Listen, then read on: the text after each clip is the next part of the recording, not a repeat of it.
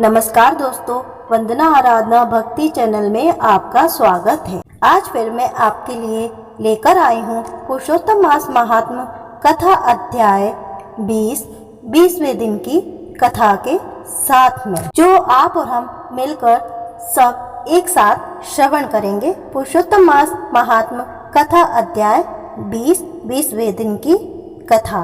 इस कथा में मैं आपको बताऊंगी वाल्मीकि ऋषि का दृढ़ धनवा से पुरुषोत्तम मास का नियम का वर्णन करने का संपूर्ण वृतांत, जो आप पुरुषोत्तम मास महात्म अधिक मास महात्म कथा अध्याय 20वें के अध्याय में श्रवण करेंगे।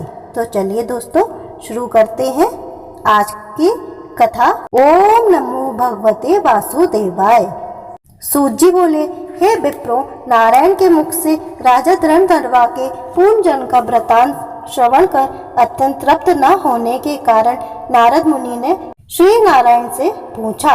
नारद जी बोले, हे तपोधन महाराज, धनवा ने मुनि श्रेष्ठ वाल्मीकि जी से क्या कहा सो विस्तार सहित विनीत मुझको कहिए। नारायण बोले, हे नारद सुनिए। राजा धनवा ने महाप्राज्ञ मुनि श्रेष्ठ वाल्मीकि मुनि की प्रार्थना कर जो कुछ कहा सो मैं कहूँगा।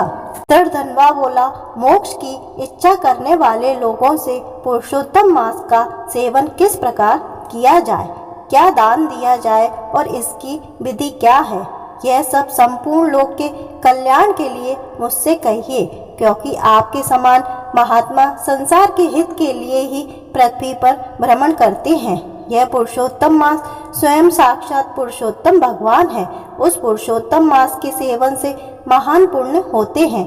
यह बात मैंने आपके मुख से भली भांति सुनी है। मैंने पूर्व जन्म में सुदेव नामक ब्राह्मण श्रेष्ठ होकर विधि से पुरुषोत्तम मास का सेवन किया, जिसके प्रताप से मेरा मृत पुत्र उठ खड़ा हो गया। हे ब्राह्मण, पुत्र शोक के कारण निरंतर निराहारी मेरा यह पुरुषोत्तम मास बिना जाने ही बीत गया।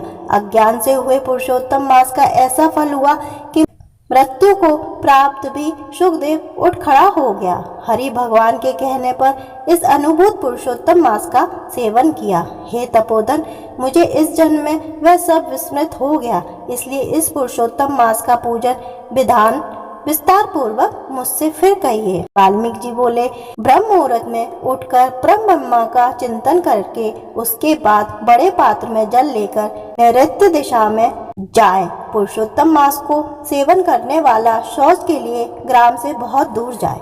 दिन में तथा संध्या में कान पर जनेऊ कर रखकर और उत्तर मुख होकर पृथ्वी को तृण से आच्छादित कर वस्त्र से सिर बांधकर और मुख को बंद कर अर्थात मौन होकर रहे, ना थूके ना श्वास ले।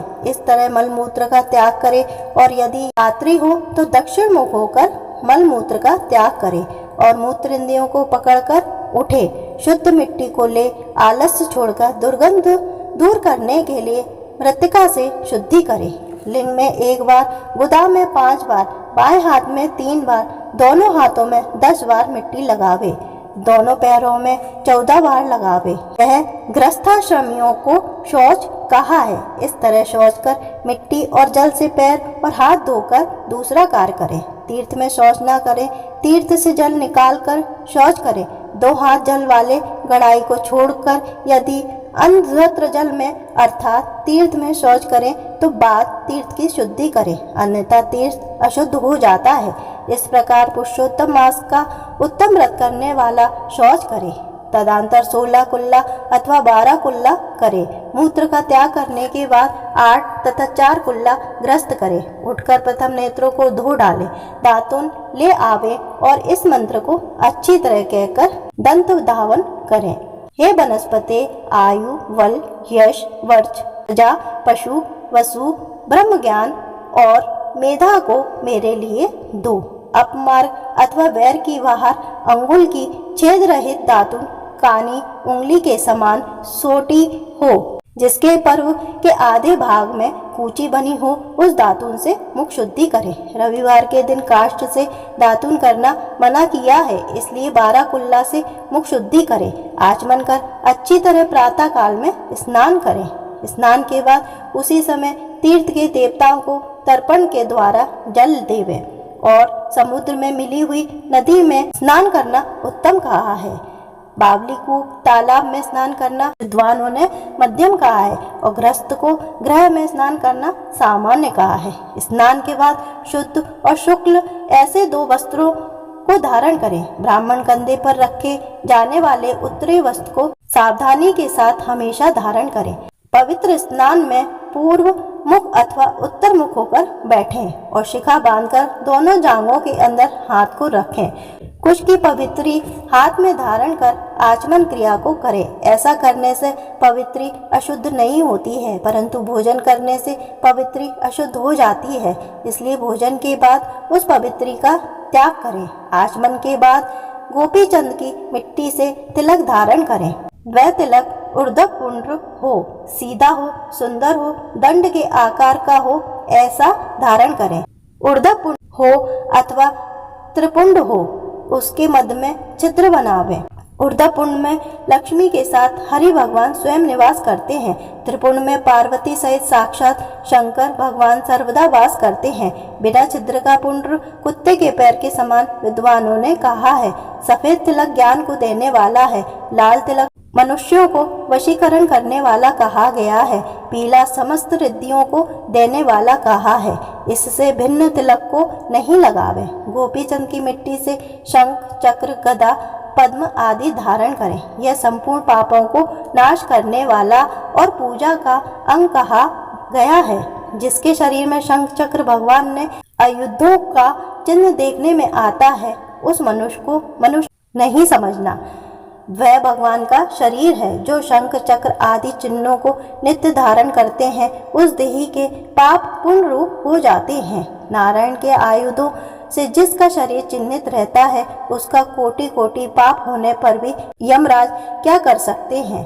प्राणायाम करके संध्या वंदन करें। प्रातः काल की संध्या विधि पूर्वक नक्षत्र के रहने पर करें। जब तक सूर्य नारायण का दर्शन ना हो, तब तक गायत्री मंत्र का जाप करें और सूर्योपस्थान के मंत्रों से उठकर अंजकाली बांधकर उपस्थान करें। सायंकाल के समय अपने पैरों को पृथ्वी में करके नमस्कार करें। जो कमी रह गई हो उसको इस मंत्र से पूर्ण करें।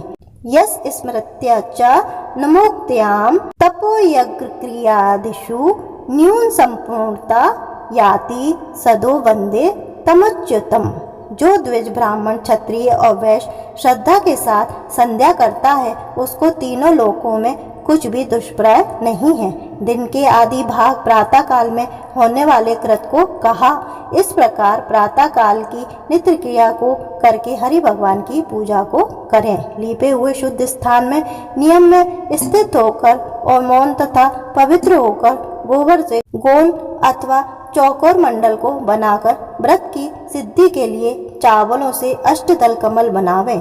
बाद स्वर्ण, चांदी, तांबा अथवा मिट्टी का मजबूत और नवीन छिद्र रहित शुद्ध कलश को उस मंडल के ऊपर स्थापित करें और उस कलश में शुद्ध तीर्थों से लाए हुए कल्याणप्रद जल को भरकर कलश के मुख में विष्णु, कंठ में रुद्र भगवान अच्छी तरह वास करते हैं। उसके मूल में ब्रह्मा जी स्थित रहते हैं। मध्य भाग में मृतकण कहे गए हैं। कोख में समस्त समुद्र और 7 द्वीप वाली वसुंधरा, ऋग्वेद, यजुर्वेद, सामवेद और यर्थवेद व्याकरण आदि अंगों के साथ सब कलश में स्थित हो। इस प्रकार कलश को स्थापित करके उसमें तीर्थों का आह्वान करें। गंगा, गोदावरी, कावेरी और सरस्वती मेरी शांति के लिए तथा पापों के नाश करने हेतु आवे। तदंतर उस कलश का मंत्र पाठ पूर्वक गंध, अक्षत, नैवेद्य और काल में होने वाले पुष्प आदि उपचारों से पूजन करके उसके ऊपर पीले वस्त्र से लपेटा हुआ तांबे का पात्र स्थापित करें। उस पात्र के ऊपर राधा के साथ हरि की मूर्ति को स्थापित करें। राधा के साथ स्वर्ण की पुरुषोत्तम भगवान की प्रतिमा बनवाएं और भक्ति में तत्पर होकर विधि के साथ उस प्रतिमा की पूजन करें। पुरुषोत्तम मास के पुरुषोत्तम देवता हैं। पुरुषोत्तम मास के आने पर उनकी पूजा करनी चाहिए। जो इस संसार सागर में डूबे हुए को उबारते हैं, उनके इस लोक में भी मृत्यु धर्म वाला कौन मनुष्य पूजा नहीं करता है। ग्राम फिर मिलते हैं, धन फिर मिलता है, पुत्र फिर मिलते हैं, ग्रह फिर मिलता है, शुभ अशुभ कर्म फिर मिलते हैं, परंतु शरीर फिर नहीं मिलता। उस शरीर की रक्षा धर्म के लिए और धर्म की रक्षा ज्ञान के लिए हुआ करती है और ज्ञान से मोक्ष सुलभ हुआ करता है। इसलिए धर्म को करना चाहिए। देह रूप वृक्ष का फल सनातन धर्म कहा गया है। जो शरीर धर्म से रहित है वह बांझ वृक्ष के समान निष्फल है। सहायता के लिए न माता कही गई है, न स्त्री पुत्र आदि कहे गए हैं, तथा न पिता, न सहोदर भाई, न धन कहे गए हैं। केवल धर्म उसका प्रधान कारण कहा गया है। वृद्धावस्था शेरनी के समान भय देने वाली है और रोग शत्रु के समान पीड़ा देने वाले हैं। फूटे हुए बर्तन से जल गिरने के समान आयु प्रतिदिन क्षीण होती रहती है। जल के तरंग के समान चंचल, लक्ष्मी पुष्प के क्षण मात्र में मुरझाने वाली युवा अवस्था, स्वप्न के राज सुख के समान संसार के विषय सुख प्रवृत्ति सब निरर्थक है। धन चंचल है, चित्त चंचल है और संसार में होने वाला सुख चंचल है। ऐसा जानकर संसार से विरक्त होकर धर्म के साधन में तत्पर हो गए। जैसे सर्प से आधा देह निकल जाने पर भी मेढक मक्खी को खाने की इच्छा करता ही है, उसी प्रकार काल से ग्रस्त हुआ जीव दूसरे को पीड़ा देने में तथा दूसरों का धन अपहरण करने में प्रेम करता है।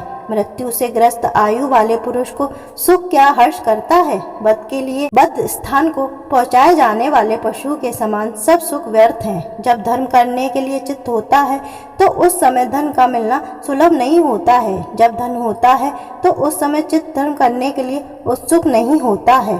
जब चित्त और धन दोनों होते हैं तो उस समय समपात्र नहीं मिलते हैं। इसलिए चित्त वित्त समपात्र इन तीनों का जिस समय संबंध हो जाए उसी समय बिना विचार किए ही जो धर्म को करता है वही बुद्धिमान कहा गया है। अधिक धन के व्यय से होने वाले हजारों धर्म पुरुषोत्तम मास में थोड़े धन से महान धर्म होते हैं। स्नान, दान और कथा में विष्णु भगवान का स्मरण करना इतना भी उत्तम धर्म यदि किया जाए तो वह महान वह से रक्षा करता है। जिस प्रकार गंगा ही तीर्थ है, कामदेव ही धनुषधारी है, विद्या ही धन है और गुण ही रूप है, उसी तरह संपूर्ण महीनों में उत्तम पुरुषोत्तम मास साक्षात पुरुषोत्तम ही है। यद्यपि यह पुरुषोत्तम मास प्रथम समस्त कार्यों में तथा यज्ञों में अत्यंत निनद्ध था तो भी भगवान के प्रसाद से पृथ्वी में साक्षात भगवान के नाम से प्रसिद्ध हुआ। जिस प्रकार हाथी के पैर में सब प्राणियों के पैर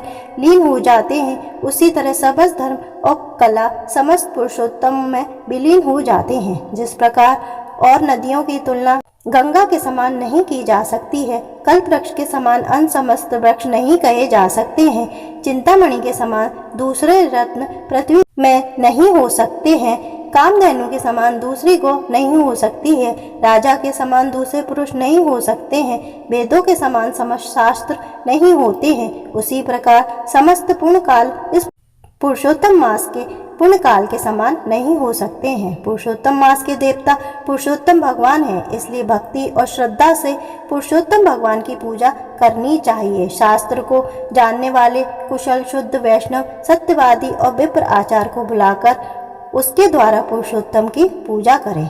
अंतकरण में होने वाले मोह, काम, क्रोध, लोभ, मत्सर्य आदि रूप बड़ी बड़ी मछलियों से पूर्ण अत्यंत गंभीर वेग वाले इस संसार रूप सागर को पार करने की इच्छा करता है, वह इस भारतवर्ष में आदि देवता पुरुषोत्तम भगवान का अच्छी तरह पूजन करे। इति श्री बृहन्नारदीये पुरुषोत्तम मास महात्म्ये 20तमोस्त अध्याय समाप्त होता है। इसी के साथ पुरुषोत्तम मास महात्म कथा अध्याय 20वें का समापन होता है। तो अब मैं आपसे कल मिलूंगी पुरुषोत्तम मास अधिक मास या मल मास कथा अध्याय 21वें के साथ में 21वें दिन की कथा के साथ। तो दोस्तों, आपने अभी तक अगर मेरे चैनल को सब्सक्राइब नहीं किया है तो प्लीज मेरे चैनल को जरूर सब्सक्राइब करें, बेल आइकन को दबाएं, कमेंट बॉक्स में ओम नमो भगवते वासुदेवाय जरूर लिखें। धन्यवाद दोस्तों।